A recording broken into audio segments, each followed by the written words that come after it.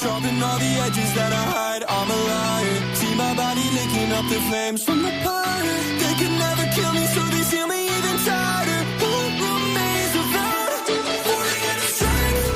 I'm a fighter, 50 in the faith. Take me higher, I'm a rise up on my demons like the tide. Burn in my eyes. Blood moon, white fang, light blue, my space night flame. Then it got into rose, yeah. Sun breath hit my wrist, blade fall like the mistake as I go peak, yeah. Malachite, turn a tarnish to a gray side, yeah. Kiss of death, but I miss the way it tastes like, yeah. Through the frenzy and the flame, I keep the honor beside me. This faith will abide me, we're burning the tree. Sharpen all the edges that I hide, I'm a liar. See my body licking up the flames from the fire. They can never kill me, so they seal me even tighter. Who remains without 40 in the strength? I'm a fighter, 50 in the faith. Take me higher, I'm a rise up on my demons like the tide. Blood moon yellow in my eyes, war horse in the crypt. A nightmare, great sword on my hip, blue veil in my hair. I'm a rise up on my demons like the tide. Blood moon yellow in my eyes. Don't wish for walls to talk. They scream until I left the room. Blood writing on the walls tells me I'm born inside a tomb. I don't cower, I just power back. Water breathe.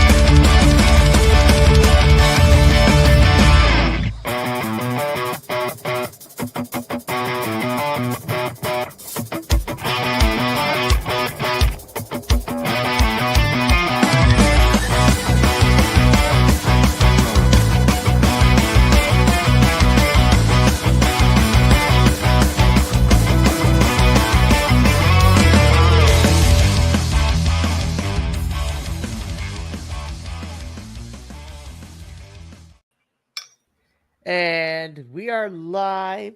Hello to all you BC WrestlePod nerds out there, and welcome to another rendition of Dual Dynasty, your WWE review show here on the BC WrestlePod networking, YouTube, podcasting, Twitch conglomeration syndicate thing we got going on. I am one of your hosts, Mikey, and joining me this morning/afternoon, depending on where you live currently in the world, is Minnie himself. Hi, Minnie. I've been missing you this week, man. I know it's been a rough one. I'm alive. Yes, and you I'm are alive. here. We balling. Let's make this bread.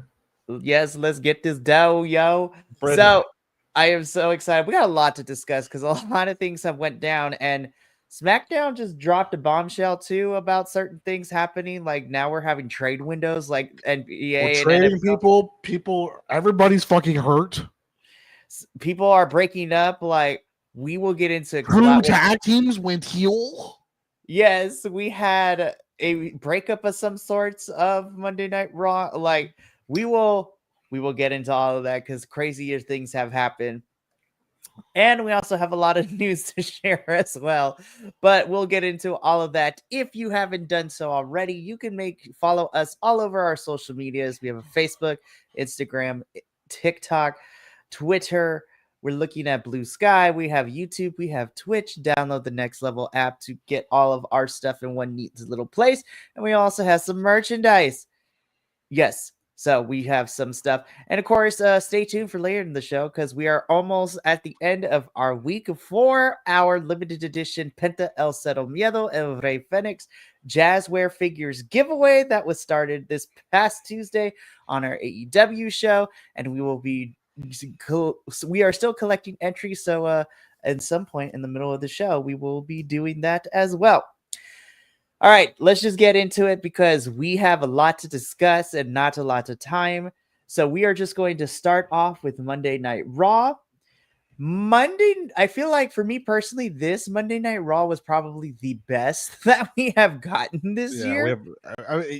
We haven't had a good Monday night. Like, I mean, they've been like haven't been bad. This one was solid compared to like every rest of them. Exactly. This one was really solid. I feel like they used 2 hours properly. I didn't feel like there was anything that was wasteful here. Again, we are furthering storylines. We had things happening, matches, we're seeing where we're going next. Now that we are done with the Survivor Series road, and now we are heading to, Royal Rumble in February. But let's get into it because Raw from this past week kicks off with CM Punk. So CM Punk was victorious alongside the OTC Bloodline at Survivor Series.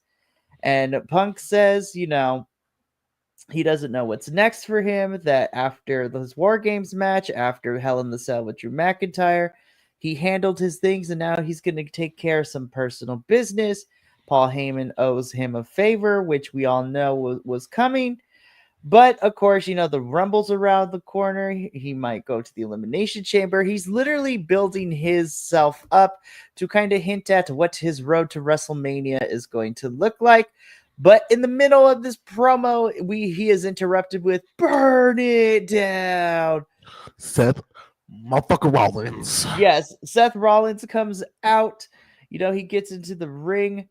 Rollins says that, he should have knocked Punk's ass out on the same day he came back. He regrets every day for not doing that.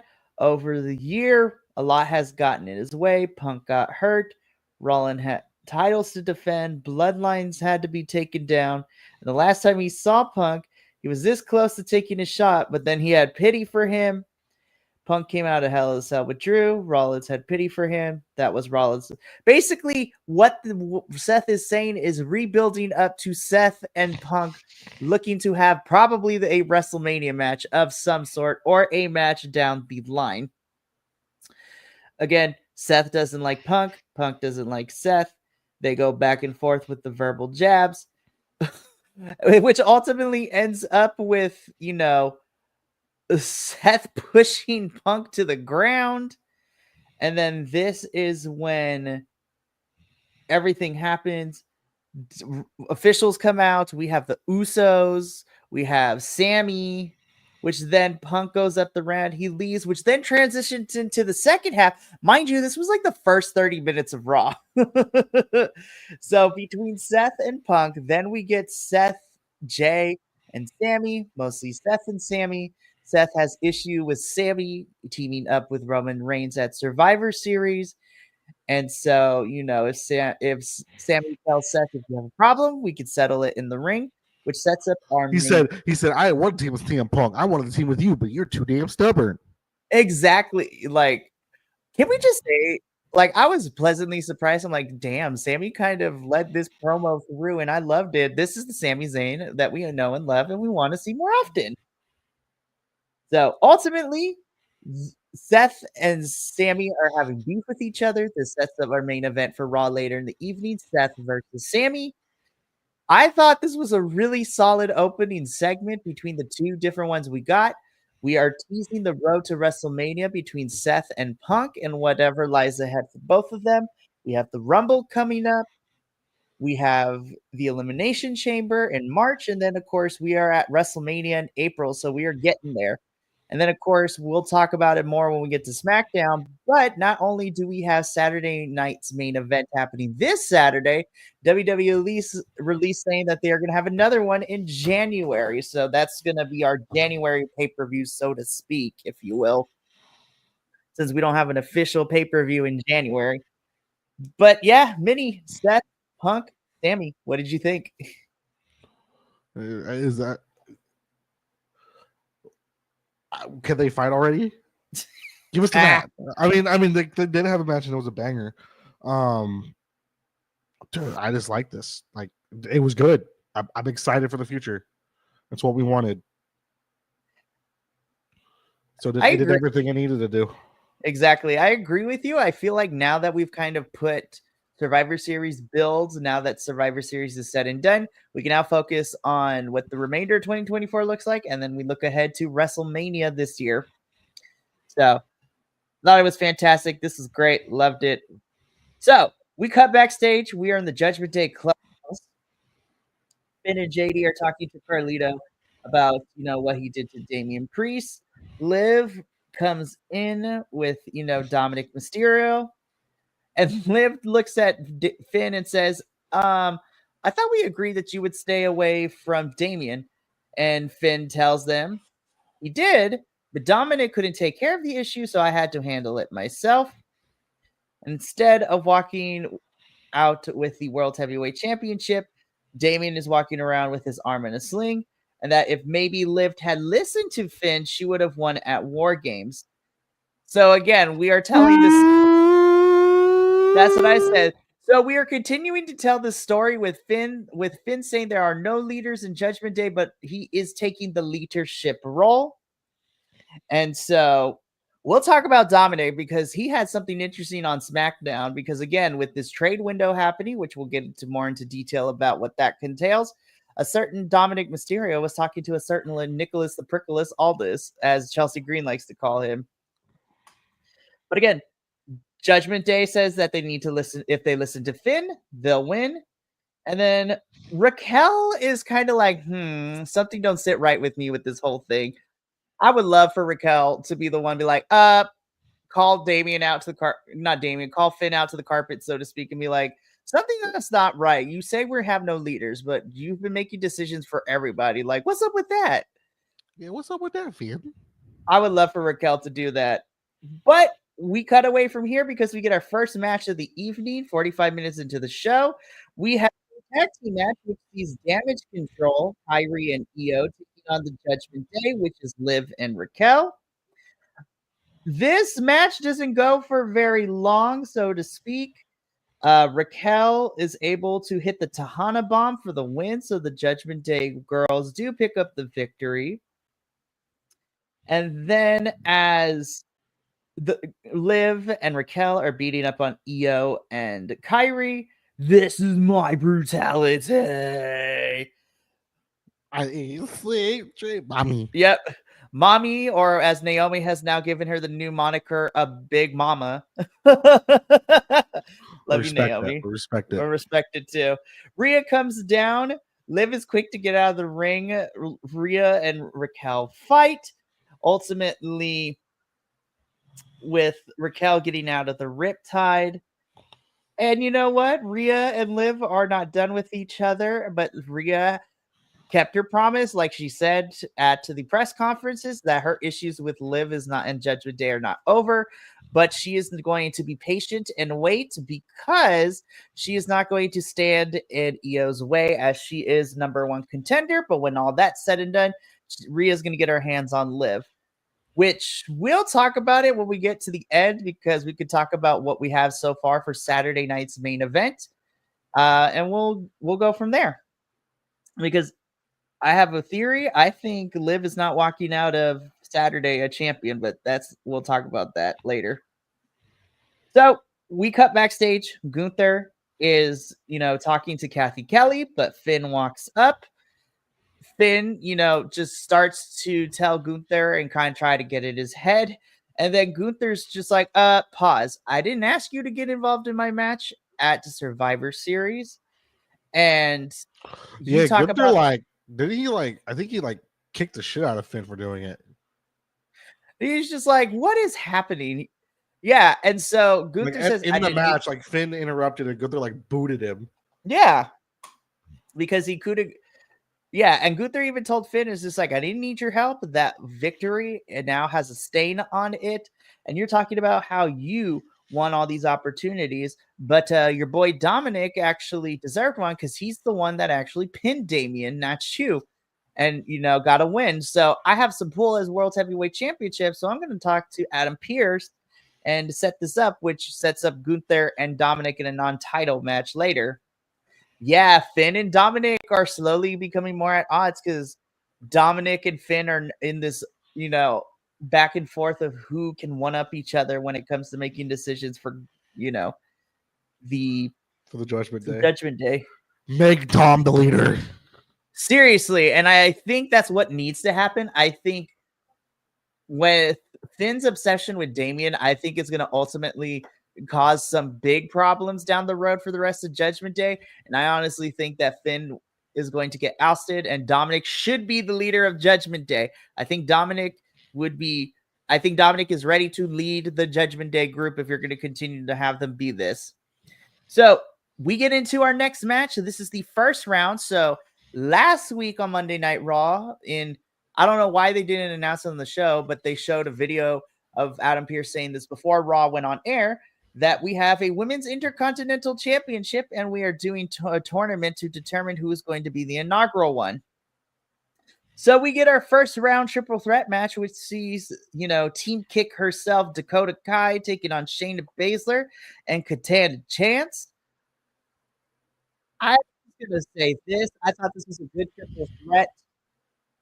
As someone who has been wanting great things for Dakota Kai for so long, I was happy to see her pick up the victory here and move on to the next round. So I either want Dakota or I want Zelina to be the one to win this championship, to be in the inaugural one. I'm rooting for one Zelina, of them will deserve it. I feel like I want Dakota or Zelina, but I'm pulling for Zelina. I'm okay with either one of them. For reals. I thought this was a pretty good triple threat, and this is to give, this Intercontinental Championship for the women. It's doing just that, what it was designed to do, give more women opportunities to get over. And I thought this was a pretty good triple threat. Okay, so we get a couple of things of recaps, We get a commercial with Liv and Dominic showing off the WWE merchandise for Cyber Monday, which was hilarious to watch. That little commercial was funny. We get a recap that Monday Night Raw is coming to us live January 6th from the Inuit Dome in Los Angeles, California. So that's going to be fantastic. And then, all right, let's get into it. This is a big thing we were talking about. Celebrating 10 years of The New Day. It's a new day. Yes, it is. So the music hits. Xavier and Kofi come out to the ring on the stage. And in the ring, we have various pieces of memorabilia, from costumes to the big Bootio cereal box that they came out of that one year at WrestleMania. Bootios. And I was just like, I cannot believe I have been watching WWE this long to be part of the 10-year celebration of the New Day. I remember it was like last week they just got formed. Now it's been fucking 10 years. It is crazy. So Kofi and Xavier get into the ring. They look very somber. They talk about everything. They couldn't have done it without the fans. They couldn't have done it without each other. The crowd begins a Big E chant. Kofi says that they miss him too.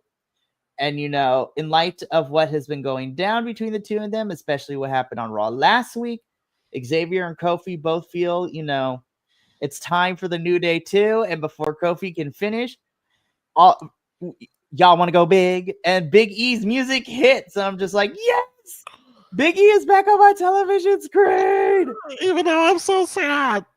I am too. We'll get into all the feels and then we'll just talk about it. So Big E makes his return. The crowd gives him a huge ovation. Big pop from Big E. We love Big E in this household. Big E the GOAT. Exactly. Kofi and Xavier are excited to see him. Big E gets into the ring.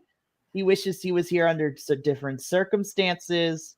Watching the two argue over the last couple of weeks. And, Big E spitting some personal stuff, like Kofi Kingston looking like mulling over retiring 10 years ago because he wasn't getting nowhere, and how Xavier and Big E almost got fired because they were being seen as people who weren't going to get over with the crowd. Big E was in neck brace when, Kofi's daughter was born. Like, literally, this is 10 years of friendship that Big E begins to explain. He says that while he has not been medically cleared yet, he still will be here every single week to serve as Big E. And Big E is going to serve as manager for Kofi and Xavier. And so I was like, hey, you know what? At this point, I was like, hey, you know what? If this gets Big E back on my television screen, I'm here for this. And then Kofi and Xavier bomb gets dropped. Yes, this took a turn because then Kofi and Xavier are like, hold up, Big E. Now you want to come back? Where were you when X, Y, and Z happened? Where were you when this happened? I know that you have problems with your neck. I got injured here. I got injured there. I was still here. Where have you been for the last 10 years? Kurt Angle broke his neck and he came back soon. Exactly. Like Kofi and Xavier went in on Big E and, questioned why he's coming to now. And then they pivot this whole thing saying it's just like, Big E, this is your fault. Like, you weren't there for us. Now you want to come back? Where were you for all of this? And so Kofi and Xavier tell Big E that they don't need him no more. And just tell him, Xavier with the cold line is like, you've got a desk job, so why don't you go back to that desk where you belong, and we'll call you if we need you. Big E's like, so that's how it's going to be. Like, we're going to throw 10 years away. Big E is overcome with emotion. He leaves the ring. We end this segment with Kofi looking at Xavier. Xavier telling Kofi as the crowd is booing, now it's just me and you. And Kofi says, it's just us, bro. They shake hands. The crowd continues to boo as we cut to commercial. So what I read about that segment is they planned this segment a long time ago. And the original plan was for them to actually choose Odyssey Jones over Big E. When Odyssey was originally, remember he randomly joined them and then he just fucking disappeared. Yeah, and then that whole thing got shelved when he got fired. So right. So because I know I've seen a lot of people, they're like, how can you blame Big E? I was like, I love it because I think what we're going to see now is I think for the next couple of months, I think Kofi and Xavier are going to start picking up some wins. They're going to get some substantial wins here. I think we're going to start seeing this chapter, and this is where my conspiracy theory is. So in my biggest hope of anything and everything, I would love over the next few months, Xavier and Kofi are going to win, but then they end up losing again. They continue to fight because, they're putting the blame of their failures on Big E when really it's coming down to them and as individuals and as a tag team. What I'm hoping this builds up to, and this is hinged upon the fact that if and when Big E is cleared, I would love to see a New Day triple threat at WrestleMania. That'd be pretty dope. But of course, that's dependent if Big E is cleared or will be cleared. Yeah. But even still, this was full of emotions. I love the pivot that we got with Kofi and Xavier. They are heels, but it wasn't, we got to beat up our former friend and then break away as a tag team like what WWE tends to do a lot when we split tag teams. So Big E is no longer in the picture for now. It is just Xavier and Kofi being a little more heelish. And I cannot wait to see what direction we head this. This was an amazing segment. And I kid you not, this segment is what pushed this segment pushed Monday Night Raw when I did the grade recap on our social medias from a B+ to an A-. I thought this was cinema, as the kids say. It was so good. It was so well done. God. Everything is so cool. But I also don't like this because I love the New Day and I love Big E. And he walked away so sad. Then his girlfriend flamed Kofi Kingston on Twitter. That was so funny that she got involved in all of this too and played along with the whole thing. She flamed him. She went, me, I fixed that butterfly ass chest of yours. I was like, Big E's girl knows what's up. She flamed them on social media. It was so good. But again, I thought this was the best segment. And, had this happened like last week, I may have changed my promo segment of the year, but it's recency bias. But damn, Kofi, Xavier, and Biggie did the darn thing. I love this. And then what happened next was even pretty good too, because you get a Karrion Kross video package saying that he's done some terrible things to some people, but now, with Nikki Cross and the Wyatt Six, especially Nikki talking Scarlett, Cross says that, he won't get what he wants, which is the Wyatt Six in the arena. They use Scarlett to get to him. Cross sarcastically congratulates them because it worked, and the Wyatt Six started the fire. Cross is going to make sure that they are going to burn in it, which sets up that tomorrow night on Monday Night Raw, we are getting the Final Testament versus the Wyatt Six. So this should be an interesting thing. So next up in a non-title match, Dirty Dominic Mysterio takes on Gunther. This was just a match for Dominic to get thrown around the ring and decimated by Gunther to continue to show Gunther's dominance. But Dominic did get a little bit of offense in, but unfortunately, he smacked the shit out of Gunther. Yeah, I was like, oh, Dominic, you just signed your own death wish. But hey, you know what? It was great to watch. Dominic hits a 619 towards the end, heads to the top rope, hits a frog splash, a close 2 count. Gunther chops the crap out of Dominic before giving him a big boot and then a power bomb. So our winner is Gunther. So afterwards, Finn runs into the ring, hits Gunther with a sling blade. Finn hits a woo drop kick in the corner and finishes off Gunther with a coup de grace. Finn looks at Dominic and says, "Watch and learn, kid." He goes to the top rope, hits a second coup de grace, and then he hits a third one. And then Finn throws the World Championship on top of Gunther before walking away. Again, we are getting this one-upsmanship between Finn and Dominic, which I think is going to come to a head very, very soon within the next couple of months. I will say that this was a better match than I thought it was going to be, and that's a testament of how good Dominic has been getting over the last year or two.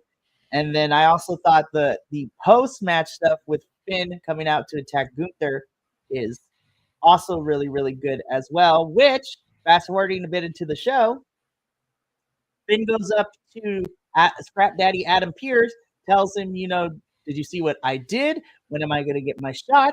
And so Adam Pearce says that he's going to get a shot, but next week he's going to talk with Finn and JD, and that's not the only championship that Finn has to worry about, alluding to we're going to be doing something with these tag team championships. So backstage, Pete Dunne is getting ready for his match with R-Truth. Kathy Kelly interviews him, but then we hear some commotion. The cameras follow, and we see medics and WWE officials because Jey Uso has been attacked, y'all. Not the Yeet. I was like, backstage attacks, man. Like, what's going on in WWE? Nowhere is safe. But nobody knew who did it. Well, I think we probably know who did it. We know who did it, but at this point, nobody knows who did it. At this point in the show, I was just like, it's either Seth or somebody else. We'll figure all that out. So we then get into R-Truth versus Pete Dunne. This does not go for very long because R-Truth rolls up Pete for the win. And Pete is absolutely furious. So then, backstage, we have Bronze Breaker himself, Intercontinental Champion. Kathy Kelly says that Sheamus sustained cracked ribs at Survivor Series, which, by the way, we didn't get a chance to talk about that, but that triple threat was probably my favorite non-War Games match of the night. It was my number one. That triple threat was bananas. It was a great match. Oh, my God, that match was amazing. But Braun, kind of goes a little bit face it. It's just like that. It was the toughest match of today, and he's going to continue to defend the championship. Ludwig comes up, and it seems that we are going to continue Ludwig versus, Braun for the Intercontinental Championship. But, it's going to be great. So hopefully Sheamus will come back very soon. But yeah, that triple threat at Survivor Series was amazing, and we're continuing to have Braun feud with Ludwig, and this is going to be fun. We get the rundown of stuff that is happening next week on Monday Night Raw. which we are getting Rhea Ripley versus Raquel Rodriguez. We have the Wyatt Six fighting against the Final Testament and the Miz. And then we get another first round triple threat match for the Women's Intercontinental Championship, in which is going to be Lyra Valkyria versus Ivy Nile versus Zelina Vega. I'm so sad because I love Lyra and I want Zelina to move on, but for some reason something tells me because Triple H loves Lyra. I'm like, I think Lyra is going to win, but I want Zelina to win and go on to the next round. Give me Zelina Vega. Yeah, we're rooting for Zelina. I feel like she deserves to become inaugural Intercontinental. I love Lyra, but I think she'll get her chance, but I feel like Zelina deserves this. So backstage, again, Sammy walks up to Adam asking what's going on with Jay. Jay is still being checked out by medical. Sammy asks who did it. Adam says, who do you think did it? Sammy says, I know who did it. And then he's about to go whip their ass in the middle of the ring. So then we get into our main event, which is Seth freaking Rollins versus Sami Zayn. This was a really strong match. And I knew that two of the better workmen it's better. I mean, some of the best that can work with anybody in a match together. Mm-hmm. This match was awesome. I knew Seth and Sammy were going to bring it, and they absolutely did. This was a really fun, strong main event. It got to the point where towards the end of this, Sammy grabs a chair and he's going to hit Seth with it, like interrogating him, did you attack Jay? And Seth tells Sammy, I didn't do it. I'm not the one who attacked Jay. I wouldn't do that. Seth tells Sammy to ask CM Punk about it. Seth tells Sammy to use his head. Sammy kind of lets go of the chair a little bit, and he's unsure of who it was, which then allows Seth to hit an inside cradle for the win. So winning by the most surprising move in professional wrestling history, a surprise roll-up. Our winner is freaking Rollins. So at the end of this, Seth tells Sammy he loves his heart, but he needs to start using his head. Seth he wasn't the one that attacked Jade and leaves the ring. Sammy looks totally confused when suddenly a hooded figure hits a claymore out of nowhere. And I love that our Raw commentator Joe, he's not going to do the, oh my gosh, whose is that? Even before Drew reveals the hood down, he's like, it's Drew McIntyre. So Drew attacks Sammy. We haven't seen Drew since losing to CM Punk at Hell in a Cell back at Bad Blood. And Drew stares coldly at the camera as Raw goes off the air this week. So Drew McIntyre is back in the pictures. This Raw was awesome. I loved it. It's great. We got Drew.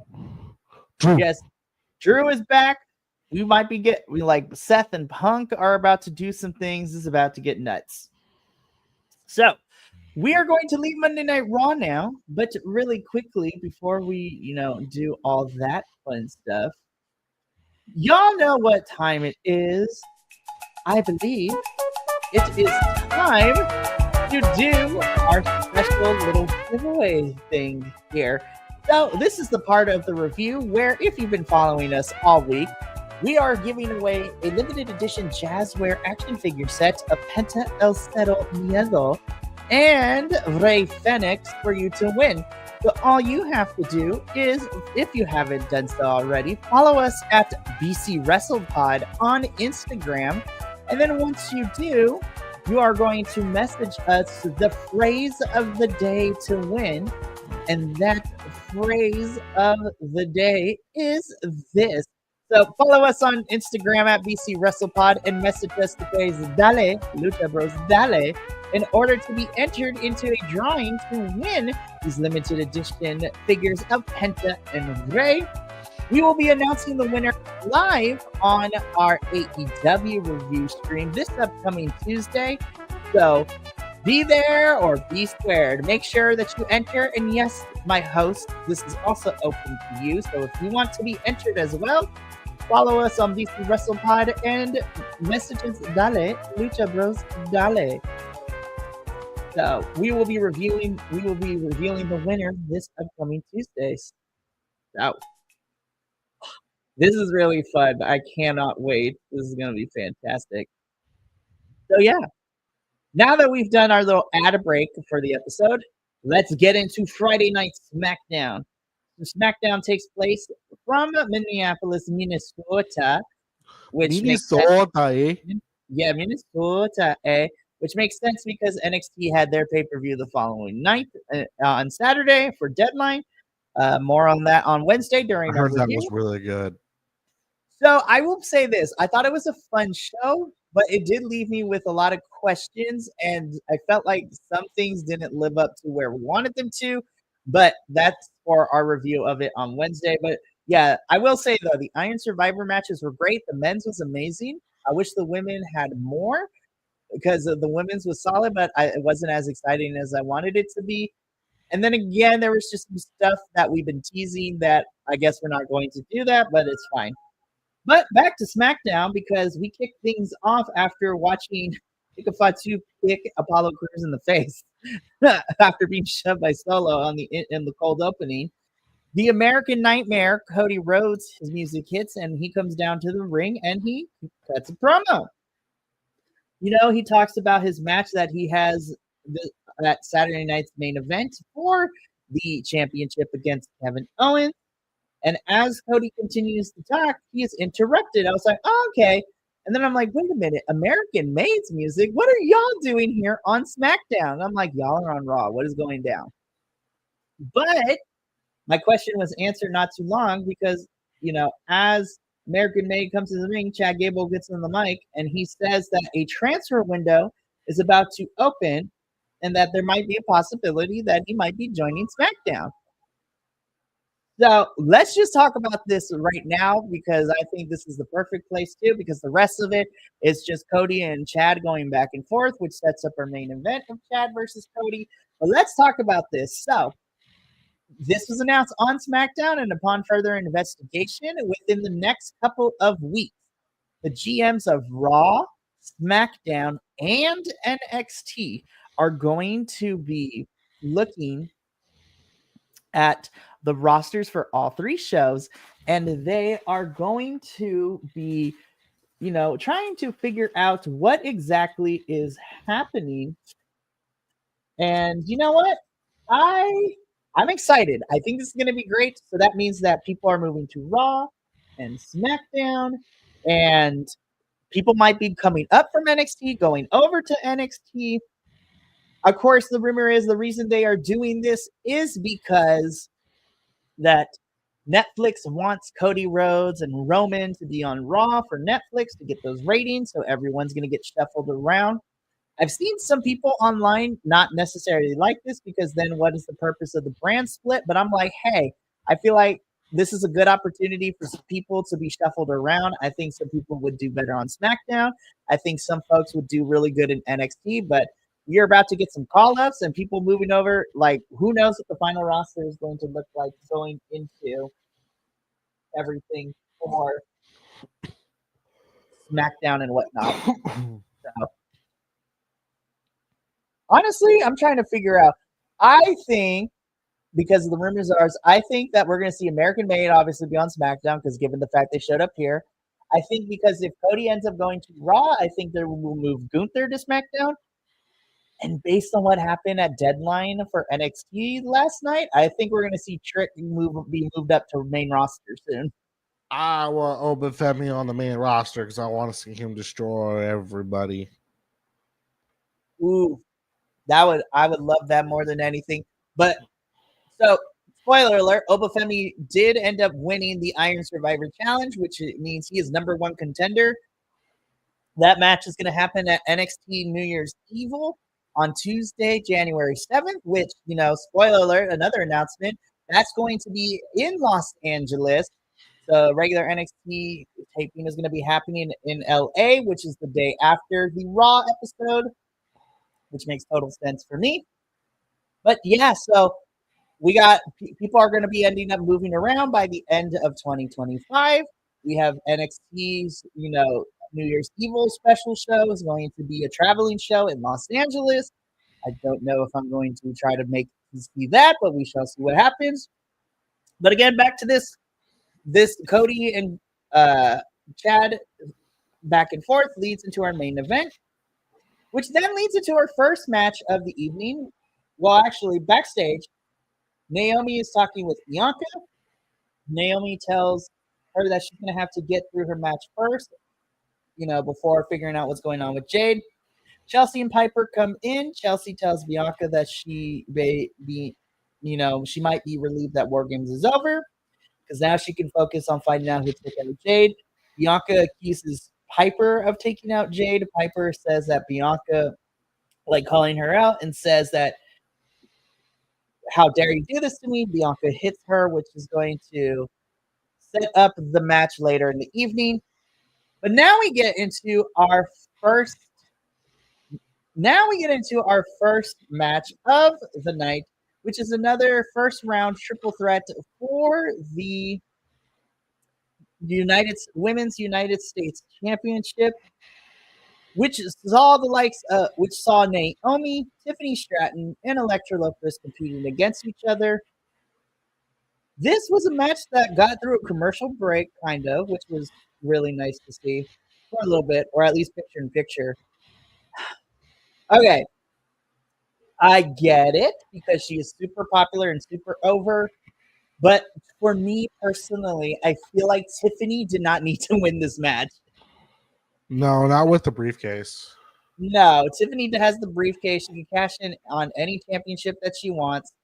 And I feel that Naomi should have been the one to win. But of course, because Candice was the one to knock Naomi down and costing her to win. But yeah, so again, I love Tiffany. I think she's great, but I feel that she should not have won this match. And poor Naomi now, we don't have nothing else to do for her. I still think she's the one that attacked Jade, but we'll figure that out. Yeah, I do too, but But yeah, I feel like Tiffany didn't need to win this one.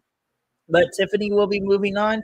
It will be Tiffany versus Michin, and then Bailey versus Chelsea. And whoever wins those two matches will go on to face each other in the finals at Saturday night's main event this Saturday. So we're getting the last two matches this Friday. Saturday. Which we are hopefully going to be doing a watch along for it. So we'll see what happens with all that goodness. But we cut backstage. Byron Saxton is there, and we cut to Byron Saxton's backstage. We see Nick Aldis is with the Street Profits, but the Street Profits have mysteriously been beaten up, and so now they are injured. Nick needs medical attention. The Motor City Machine Guns run in. Nick tells the Motor City Machine Guns that the Profits are hurt and they cannot compete tonight because we were supposed to get Motor City Machine Guns versus the Street Profits for the championships. Which would have been Johnny comes in. And he says that DIY could step in for the match tonight. And then Motor City Machine Guns agreed to have the match with DIY. So I'm like, very suspicious. There's shenanigans afoot. Oh, absolutely. Man. I was like, we'll talk a little bit more about you, Mr. Jonathan, later when we get to the match. Oregano. He definitely took a side. So after this, we get into our next match, which is Bianca versus Piper. Really fun match. But of course, Bianca Belair picks up the victory here. Not much to say. We are just trying to get Bianca still on television as we are continuing furthering developing the Who Attacked Jade storyline. Then we get to one of my favorite things, which was a nice little video package of Shinsuke winning the United. Yeah, let's talk about this. So Shinsuke Nakamura is your new United States champion, Minnie. He beat LA Knight clean at Survivor Series. I was like, Shinsuke is built like a fucking tank right now.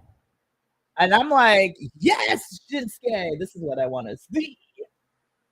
But yeah, that was not on my bingo card because no, it messed up my almost three in a row perfect prediction streak.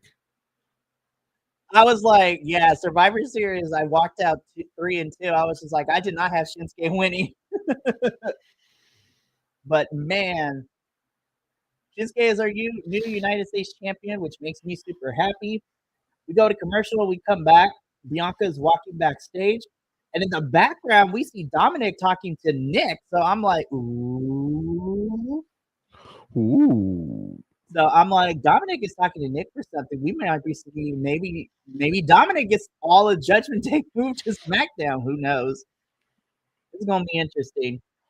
But then Naomi walks up and tells Bianca, you know, Naomi tells Bianca it feels good to get her hands on Piper. Bianca tells her it did, but she saw the match earlier and she's sorry that Naomi didn't win. Byron comes in and tells Bianca that he saw Piper sitting in Gorilla 2 weeks ago when Jade got attacked, so she couldn't be the one to attack Jade. Bianca tells her she doesn't know who did it, but when she does, she's going to find out. It's over. Spoiler alert, I would love for it to be Naomi because Naomi heel turn could be interesting. Next up, Shinsuke's music hit, and our new United States champion comes out to the ring. As Shinsuke's in the ring, LA Knight comes out and interrupts. He tells, let me talk to you. Yeah. LA Knight tells Nakamura that he is the sorriest example of a United States champion. And in my mind, I'm like, but he beat you clean, LA. He didn't miss you. So what's happening? Anyways, he tells Nakamura that he is not the real deal, and the real deal is looking at him right now. And he says him standing in the ring holding something that belongs to him. Knight tells him he wants a rematch and he wants it now. Knight gets into the ring and says he will get what he wants, which then Andrade's music hits and he comes out. Andrade begins to talk, but LA Knight cuts him off. He says Nakamura is in debt and he is in here to collect. Andrade gets on the ring apron, but then we have the Bloodline come out with Tama Tonga and Jacob Fatu. Because Tama Loa tore his bicep. Solo gets in the ring and he's looking at Nakamura, but then Nakamura begins to let out some of the black mist, and so Solo's like, never mind, we ain't gonna do that. So he's a little cray. Yeah, so it's like Solo's like, I'm crazy, but Shinsuke's insane. That's scary. He looked menacing.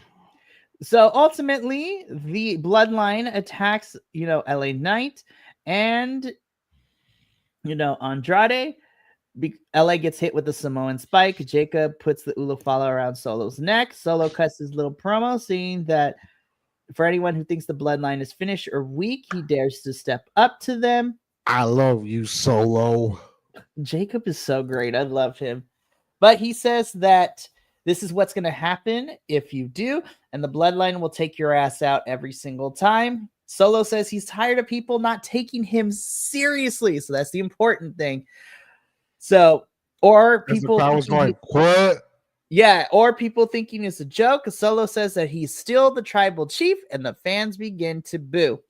Solo says that he's still head of the table, and he still has the Ulafala. Everyone will acknowledge him, and then Solo drops the microphone and proceeds to have him and the Bloodline, raise their fingers in the air as this segment goes off. So, we are continuing to have Bloodline be on there.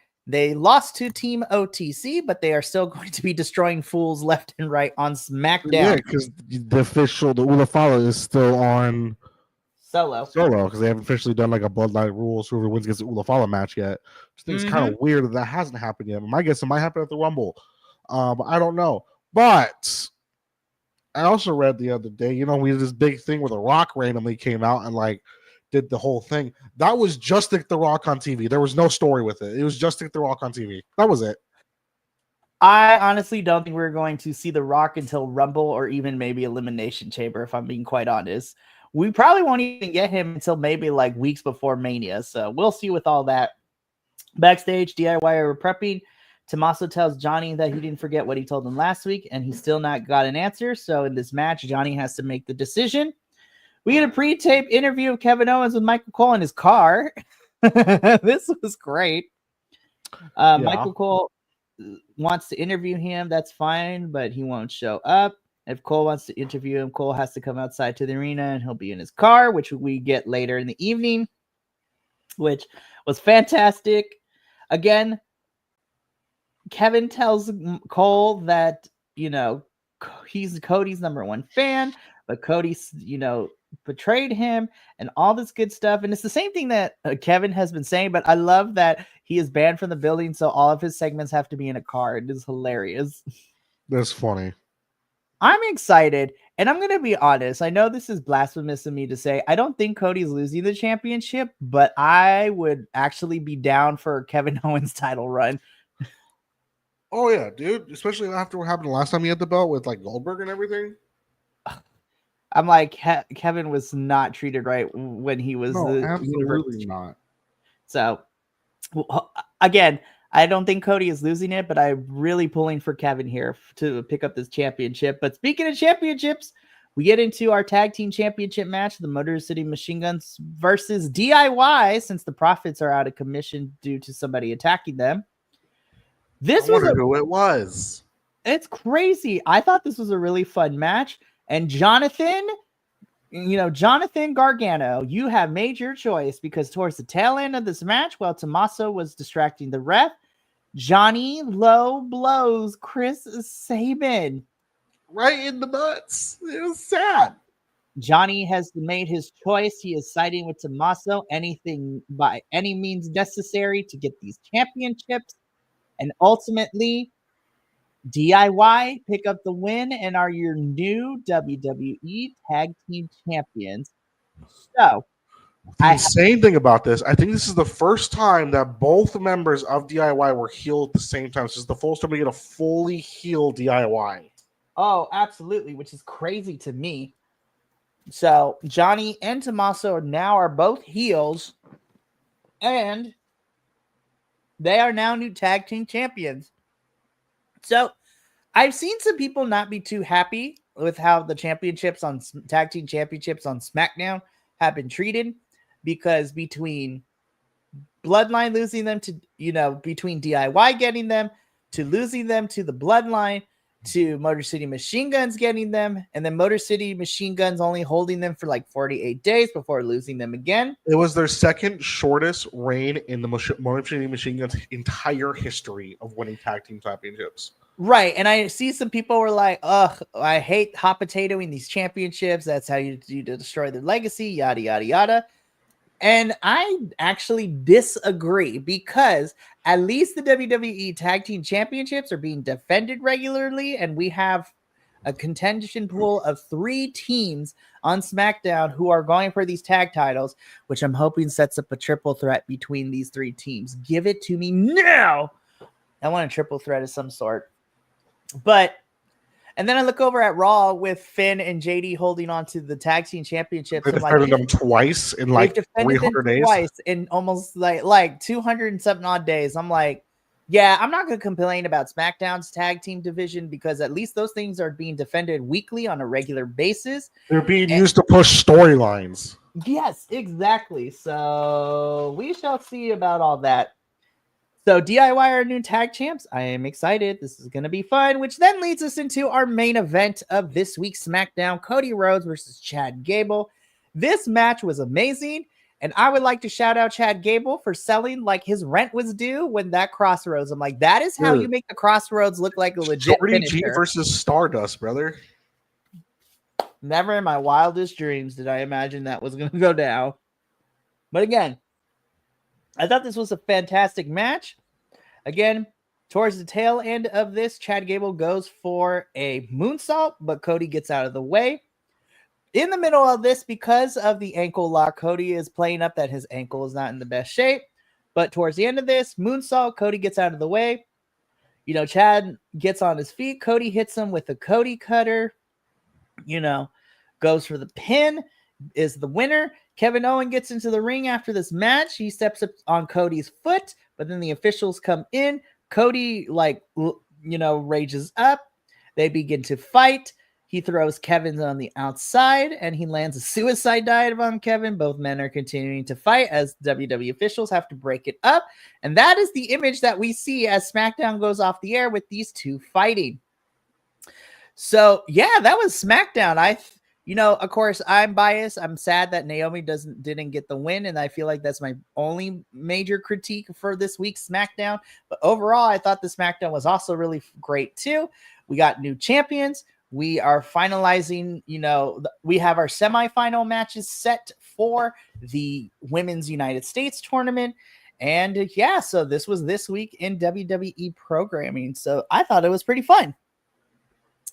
All right, Minnie. So there's one more thing we got to talk about since, we will not have a show before Saturday, but we will be. But Saturday night main event is this Saturday, December 14th. So that's going to be fun. There is a watch along being planned. It will be myself and whoever else is going to join. But let's talk about the matches that we have so far scheduled for it and give our overall thoughts. So, of course, previously mentioned on the Smackdown side of things, we have our undisputed championship match. Cody Rhodes defending the title against Kevin Owens. We briefly talked a little bit about this during the Smackdown review. I don't think Cody is losing this, but man, I would not be against Kevin Owens winning and ending the year as a champion. Would be dope. Won't happen. I know. WWE, please surprise me. And then, of course, we are going to get our finals for the Women's United States Championship Tournament as Saturday night's main event. So right now, our semifinal matches is Bayley versus Chelsea, and then Tiffany versus Michin. I'm going to be completely honest with you. I hope the finals are Michin versus Chelsea. I think that would be a really fantastic final match. And you know what? I would be okay if either one of those two won. I'm gonna be honest. Of course, I want Naomi, but since she's not there, I'm pulling for Michin or Chelsea to win. My money's on Chelsea. Mrs. Matthew Cardona, who appeared on Ring of Honor, and he got called his old WWE name, and he got called Zach Ryder. He went, no, Zach is dead. I did see that because I thought it was funny. It was fantastic. And of course, like we talked about on Ring of Honor, that match between him and Chris Jericho is set for Final Battle next Friday. So that's going to be fun. So that's the SmackDown side so far. On the Raw side of things, this is where things got made during this week. We're getting Finn versus Gunther for the World Heavyweight Championship. I'm like, I love you, Finn. You're not winning this. No, I'm hoping Gunther just squashes him. Oh, yeah, I think Finn's going to get decimated. It's going to be great. Gunther needs to get that aura back that he had when he was the IC title holder. For reals. Especially because of the way that we've been presenting him. But yeah, defeating Finn would be great. I think that's happening. I think afterwards we see Damian come out and beat up Finn, which continues their feud. And then the other match that gets made is fun because I was asking this for weeks. It was like, Io won that Battle Royale after Crown Jewel. So when are we having this? So Saturday night main event, Liv Morgan's defending her championship against Io Sky. And it was okay. So hey, so Io, when you go for the belt, she has Raquel in her corner. Who are you gonna have in your corner? So I am a member of Damage Control. Did you see that clip? Yes. Rhea's out there losing her mind. She's like, I'm a member of Damage Control. Like Duffa. So funny. It was the post match interviews after the Survivor Series. Right. So here's the thing, right? So I love Liv Morgan to death. Oh, really quickly. Shout out to Robert representing Lafayette, Indiana. Welcome, friend. We're just wrapping up our show for today. We are talking about our thoughts about the matches being made for Saturday night's main event, which is this upcoming Saturday. And we're talking about Liv versus Io for the Women's World Heavyweight Championship. So, okay, here's the thing, right? I love Liv. I really, really do. I think she's found the rhythm with her character. I'm going to be completely honest. I think Io should take the title because then we can get Rhea versus Io at Mania, and I want that match. I don't know who's going to win. I feel like Liv is going to win, but I think Liv might hold it till either Rumble or Chamber, or she's going to hold it till Mania. Yeah. Ooh, Robert. Ever since Mania, Damage Control has been a joke. Well, okay, so I agree, but I also disagree? Question mark. I feel like the injuries have definitely not helped because with Asuka and Dakota being out, Kairi and Io have been just mostly in the tag team division going up against like Bianca and Jade. They've had some tag team matches against Jakara and Lash of NXT. So I think they've been in a holding pattern, but now with Dakota back and then supposedly with Asuka coming back at the beginning of 2025, I think Damage Control is about to, for all intents and purposes, do some damage. But yeah, I'm with you, Minnie. I can't 100% for certain say whether it's Liv or Io who walks out of Saturday Night Main Events as a champion, but you know what? I'm sure we'll get like 1 or 2 more matches added to the card, but I'm excited.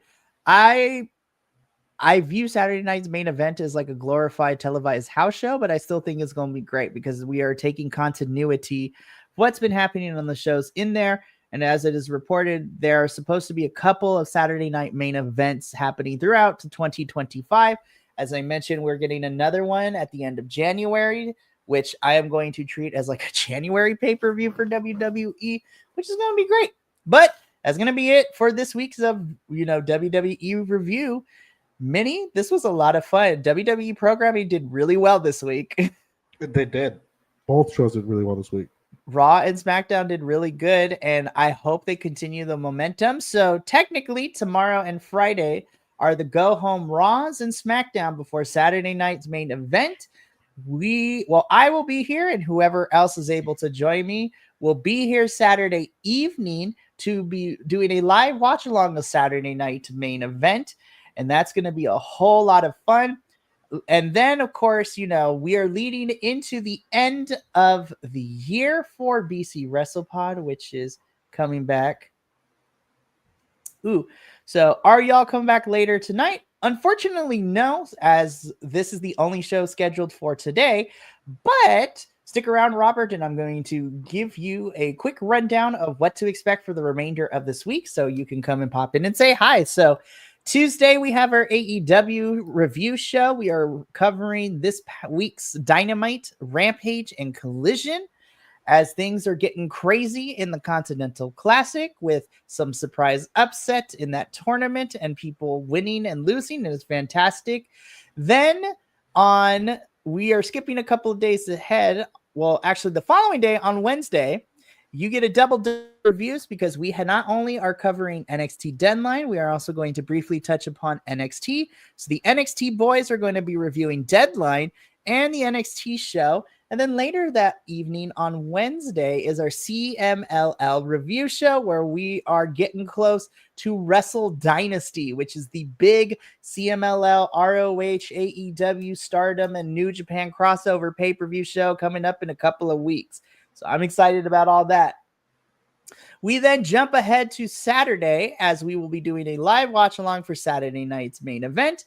And then Sunday, there will not be a regular WWE review, but Sunday, December 15th, you're going to want to come back at 8:30 p.m. Eastern, 5:30 p.m. Pacific, because that is going to be the first of many end of the year shows. So this upcoming Sunday on the 15th is the BC WrestlePod end of 2024 spectacular extravaganza, where myself, Minnie, Adolfo, and everybody else who's able to join us, we are running through our picks for the best and the worst of wrestling in 2024.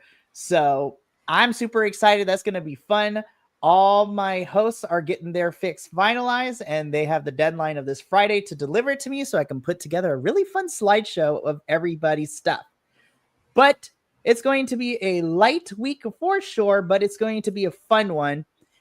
So thank you so much for tuning into this week's episode of Dual Dynasty. Myself and Minnie enjoy being here. Next week is going to be fantastic. This week's going to be really good as well. But from the two of us and the rest of the BC WrestlePod family, remember, take care of yourself, love one another, stay iconic, and more importantly than anything, you always deserve to finish your story.